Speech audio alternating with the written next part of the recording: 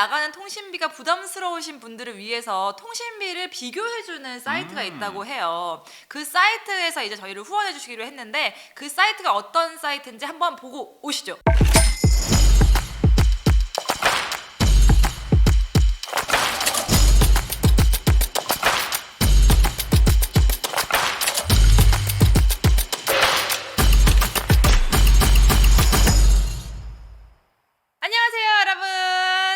시간이 돌아왔습니다. 아, 제가 좀 이렇게 개인 사정으로 자리를 비웠다가 그동안 많은 일들이 있었더라고요. 이명철 해설위원이 뭐 개인 방송을 하는 것 같은 그런 느낌으로 이 버전 좋다 뭐 이렇게 얘기를 해서 제가 그냥 외국에서 돌아오지 말까 뭐 이런 생각까지 했습니다. 일단 너무 환영합니다. 진짜 와주셔서 진짜 감사드리고.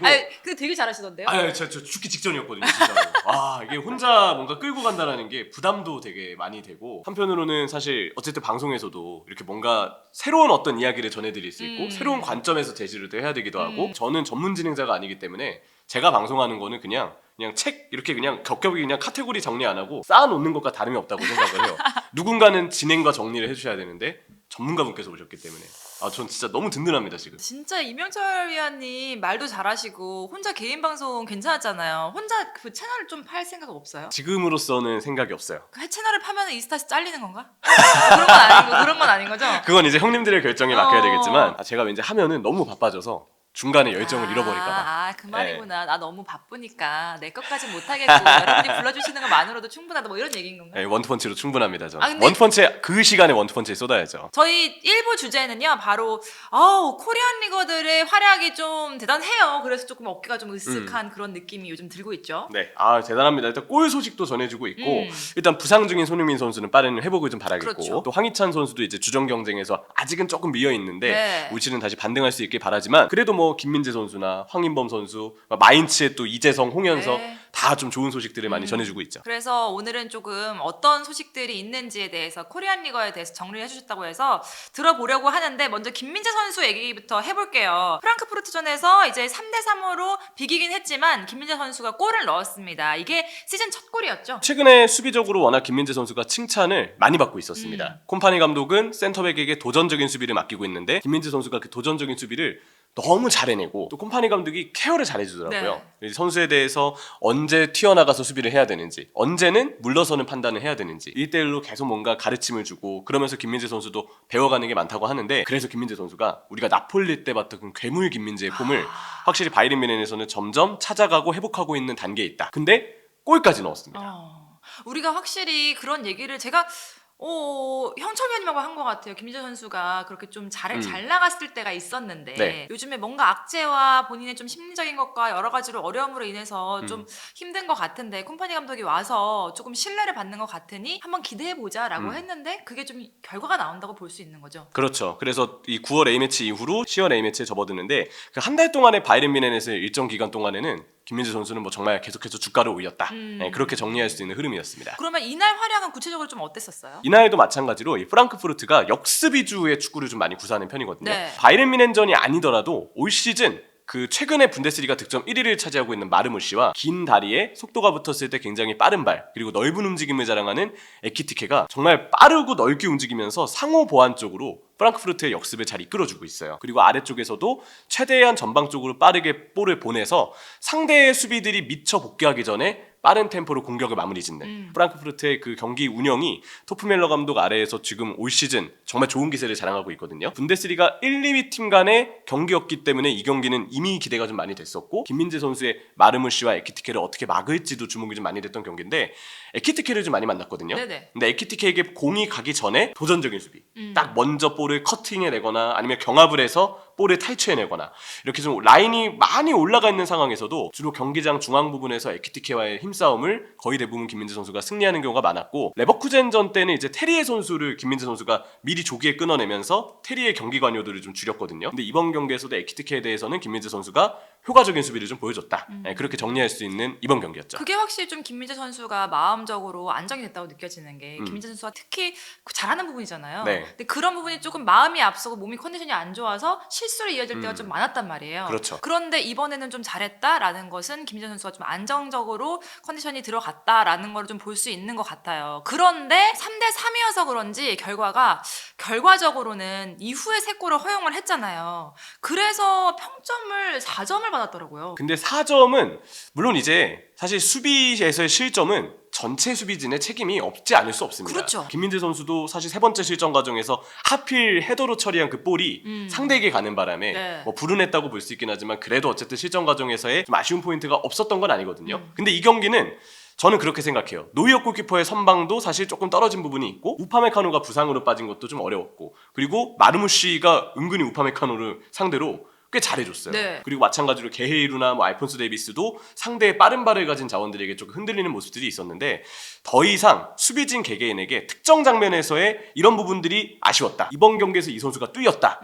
이걸 얘기한다고 해서 지금 바이에른 뮌헨의 수비 문제나 고질적인 어떤 그 문제점이 해결될 거라고 보이지는 맞아요. 않아요. 결국 이 판 자체가 어떤지가 중요한데 바이에른 뮌헨은 지금 거의 하프라인이 수비 라인이라고 보면 되거든요. 진짜 많이 올라가 있습니다. 네. 근데 문제는 2대0, 3대0 아니면 지금 프랑크푸르트처럼 역습 잘하는 팀의 원정에서 경기 막판에 심지어 해리케인과 우파메카노가 부상으로 빠졌는데 3대2로 한 골 차로 앞서고 있는 상황에서 근데도 여전히 수비 라인이 거의 하프라인에 가깝게 올라가 있었어요. 네네.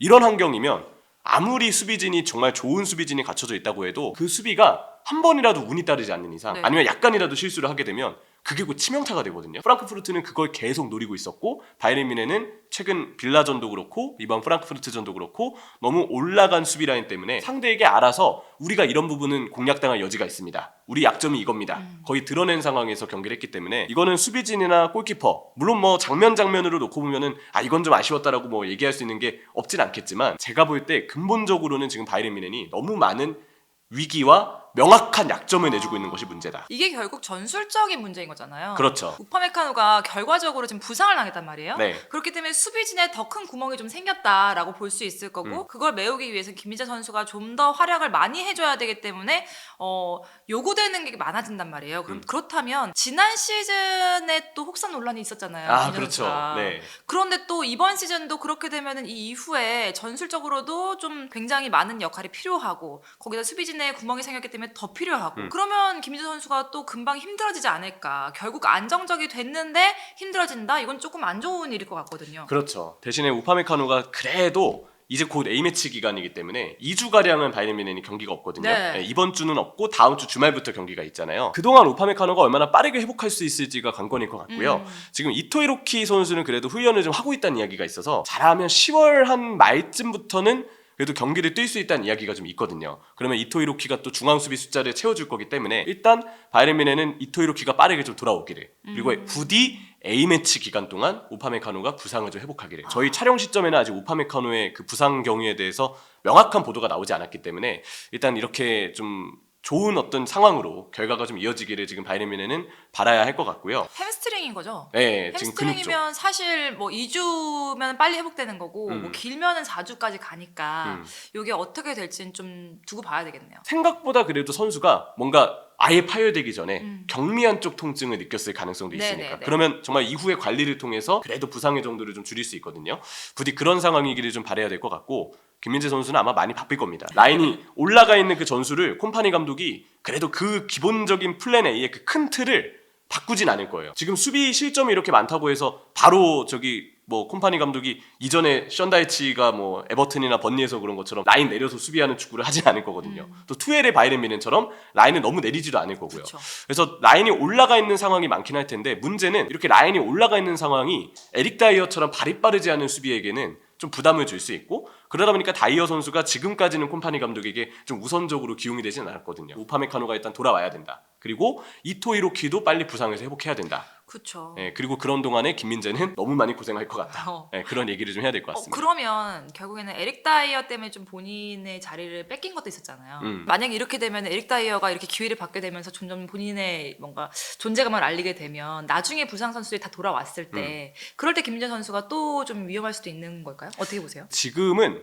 일단 콤파니 감독은 무조건 라인을 올리겠다라는 축구를 기반으로 하고 있고 아예 투웨이 때 판단과 콤파니 때의 판단은 수비진에 대한 판단이 지금 완전히 다르다고 그렇죠. 봐야 될 것 같아요. 투웨이 때는 그래도 라인을 좀 일정 부분 내리면서 오히려 조금 수동적인 축구를 후반기 때 했는데 라인이 내려가 있는 상황에서 롱패스 잘하고 경합 능력을 적절하게 있는 다이어 선수는 느린 발에 대한 단점을 최소화할 수 있잖아요. 네. 왜냐면 수비 라인이 내려가 있으면 수비진이 라인이 올라가 있을 때 이만큼 수비해야 되는 걸 라인이 내려가 있을 땐 이만큼만 수비하면 되기 때문에 발이 좀 느린 선수여도 제어해야 될 공간 자체가 적습니다. 그래서 자연스럽게 다이어가 롱패스 장점 또 경합에 대한 어떤 능력들을 집중해서 보여주는 게 가능했거든요. 근데 콤파니는 수비 라인을 이렇게까지 내릴 일이 아마 없을 거예요. 계속 이렇게 높이 올릴 텐데 필연적으로 빠른 발의 센터백을 계속 우선시하고 있어서 투웨이 때는 전술적 조정 이후로 다이어를 더 원하고 다이어를 필요로 했던 환경이 당연히 주어졌지만 콤파니는 그러지는 않을 것 같다. 그래서 다이어 선수가 당장 쓰여서 저는 그래도 다이어가 되게 열심히 할 것 같거든요. 네. 왜냐면 요즘 미어 있었으니까. 그쵸. 사람이라면 이럴 때 보여줘야지 막 그렇게 생각한단 말이에요. 으쌰으쌰 할 거예요. 되게 열심히 뛸 거라고 보이지만 어쩔 수 없이 그 느린 발의 단점이라는 게 무시할 수만은 없기 때문에 아마 아직은 그래도 콤파니 감독의 그 센터백 우선순위에서 다이어 선수는 다른 자원들보다는 조금 후순위에 있는 좀 그런 자원으로 정리를 해야 될 것 같습니다. 어쨌든 이번 시즌은 김민재 선수에게는 기회가 맞고 네. 콤파니 감독이 오면서 확실하게 기회를 잡을 수 있게끔 이 위기에서도 본인이 좀 컨디션 조절 잘 하면서 잘 이끌어 나가야 되지 않을까라는 생각이 듭니다. 자, 그럼 다음에 황인범 선수 얘기를 좀 해볼게요. 데뷔골을 터뜨렸어요. 대단합니다. 와우. 황인범 선수는요 지금 페이노르트에서 이번 경기를 통해서 이제 5번째 경기에 뛰었거든요. 네, 그냥 황인범은 페이노르트 경기를 보면 90분 동안 눈에 안 띌 수가 없어요. 볼 전개, 전환, 활동량으로 가끔 수비할 때 보면 오른쪽 풀백 자리에서 수비하고 있거든요. 네. 네, 그런 점이 보일 정도로 팀에서도 황인범 선수한테 경기 중에 맡기는 역할이 상당히 많고 워낙 열심히 뛰기 때문에 몸도 사리지 않기 때문에 이번 경기 중계하면서 느꼈는데 주중 챔피언스리그 경기를 지로나 원정에서 뛰고 온 선수가 맞나 싶을 정도로 너무 가볍게 뛰어다니더라고요. 황인범 선수는 뭐 좋은 의미로는 무조건 붙박이 주전일 것이고 네. 페이노르트에서 계속 조명을 많이 받을 중심적인 역할을 차지할 것이다. 근데 이걸 조금 걱정스러운 시선으로 보면 엄청 많이 고생할 것 같다. 체력 관리 진짜 제가 뭐 보약이라도 다려드리고 싶을 정도로 동갑내기인데 여러모로 황인범 선수한테 진짜 좀 그래요? 많은 응원을 좀 보내고 싶습니다. 동갑내기인데 왜 이렇게 얼굴은 동갑내기 같지 않아? 너무 하신 거 아닌가요 지금? 아 근데 수염을 안 밀고 와가지고. 이거 진짜 갑자기 네. 사담인데 네. 진짜 많이 젊어졌어요. 아시죠? 이 방송물이라는 게 있는데 옛날의 이명철과 지금의 이명철은 정말 다른 사람을 비교짤 꼭 넣어주세요 진짜. 네. 엄청나게 달라졌어. 예뻐졌어. 지금 나오고 있죠? 카메라 마사지하는 게 확실히 있다는 거 여러분께 알려드리면서 감사합니다. 어쨌든 황희원 선수 얘기를 계속 해보고 싶은 게 역시나 해외 리그에서 뛰는 선수들은 말하는 것처럼 어쩔 수 없이 기회를 받으면 그만큼 좀 많이 뛸 수밖에 없고 그렇다면 컨디션 조절을 본인 스스로가 잘 해야 되는 것 같아요. 이달에 선수상까지 받았잖아요. 그렇기 때문에 본인도 조금 동기가 더 있을 것 같고. 그렇죠.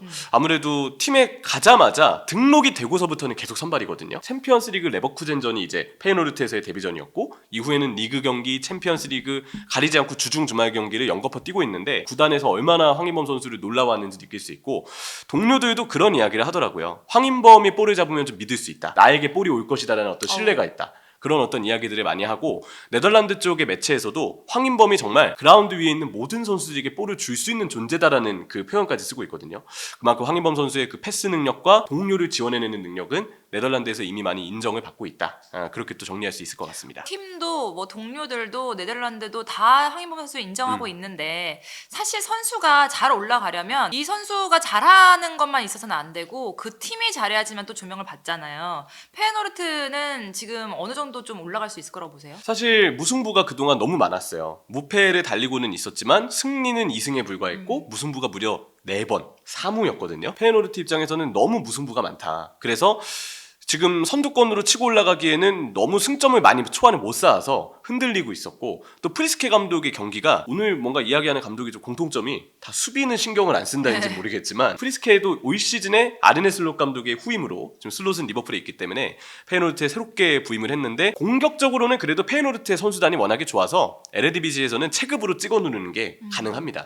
문제는 수비예요. 수비에서 뒷걸음질을 수비진이 치는 동안에 복귀가 너무 늦고 그 복귀하는 동안에 뒤에 간격이 너무 벌어지는 상황들이 나와서 웬만한 그 약팀을 상대할 때도 페이노르트가 오히려 좀 불안정한 경기력들이 많이 나왔거든요. 프리스케 감독이 지금 밸런스를 못 잡고 있다. 전술에 문제가 있는 거 아니냐. 그리고 공격마저도 심지어 초반에 롱볼 위주의 3-4-3 형태의 경기를 전개했던 게 썩 만족스럽지 않아서 백4로 바꾸기도 하고 또 거기서 빌드업 전형을 바꾸기도 하고 오른쪽 풀백에게 전진을 맡겼다가 최근 경기에는 또 로톤바 선수가 너무 수비가 뚫리니까 아예 아래에 그냥 고정시켜놓는 그런 형태로 지금 다양한 또 공격 전술의 시도를 또 하고 있거든요. 근데 이제는 조금 정착이 된 것 같아요. 로톤바는 올라가면 복귀가 늦어서 괜히 황인범을 고생시키는 일이 이전 경기처럼 발생할 수 있으니 오른쪽 풀백 로톤바는 아래쪽에 고정해서 변형 백스리를 빌드업 시에 만들고요. 왼쪽 풀백에 울버햄튼에서 이제 임대가 된 공격 능력 좋은 우고 부에노, 이 선수를 윙처럼 전진시켜서 미드필더 2명, 팀버 황인범, 그리고 센터백 2명에 올라가지 않는 후방에 고정되는 로톤바 1명, 변형 백스리를 만드는 거죠.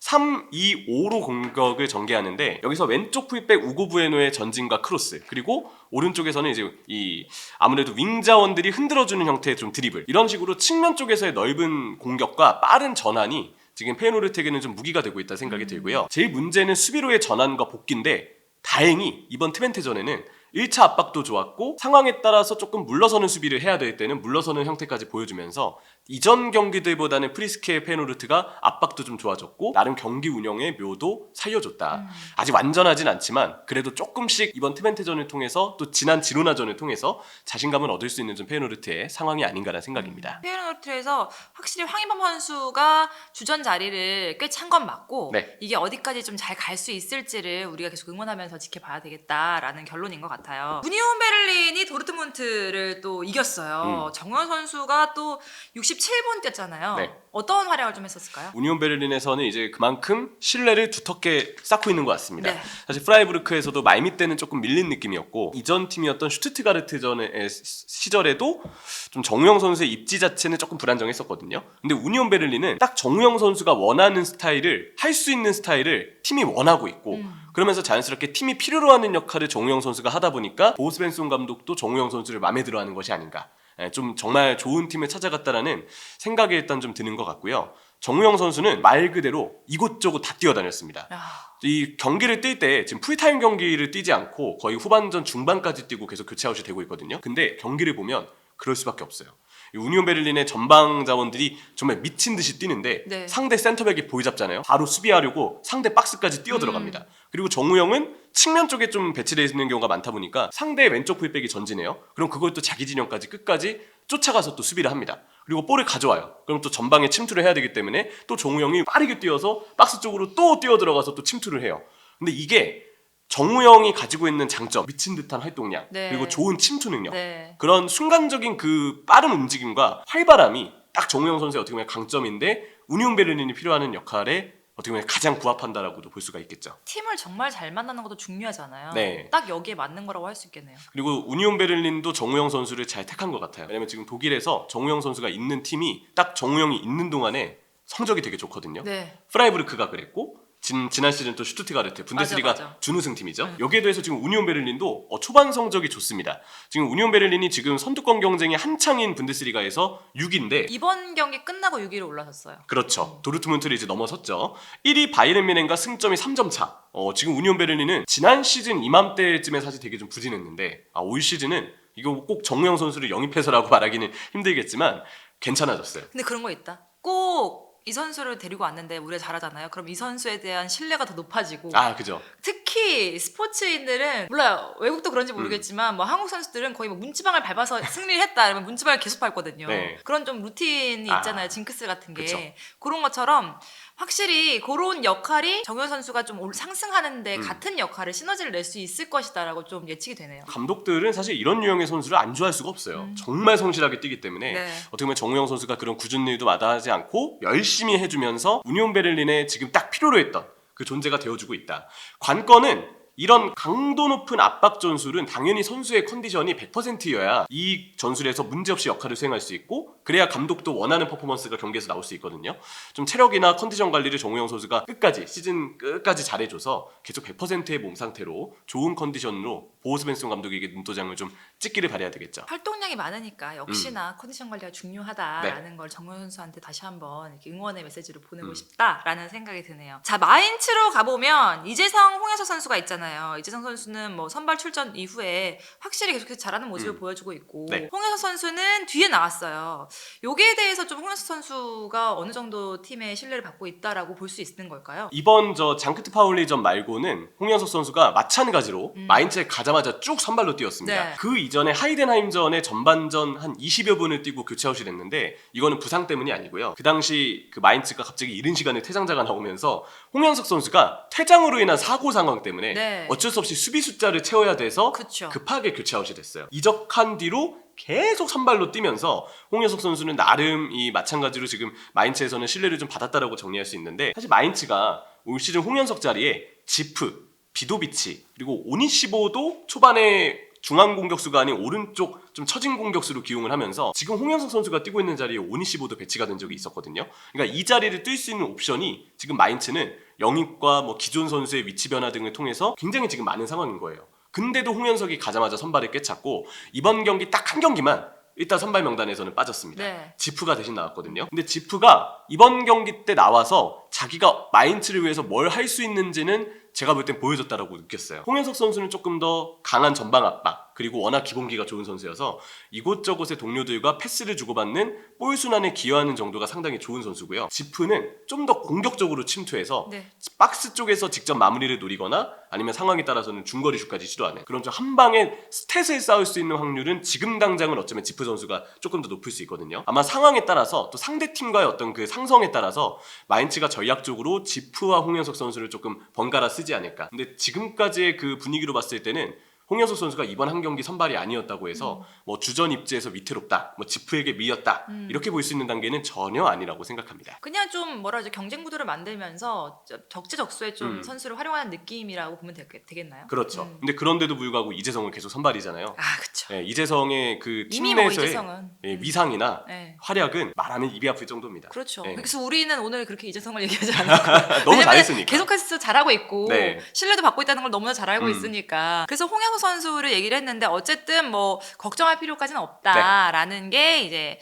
이명철 위원의 얘기였습니다. 이렇게 정리를 해봤는데 코리안 리거들이 확실히 요게 딱 정리가 되네요.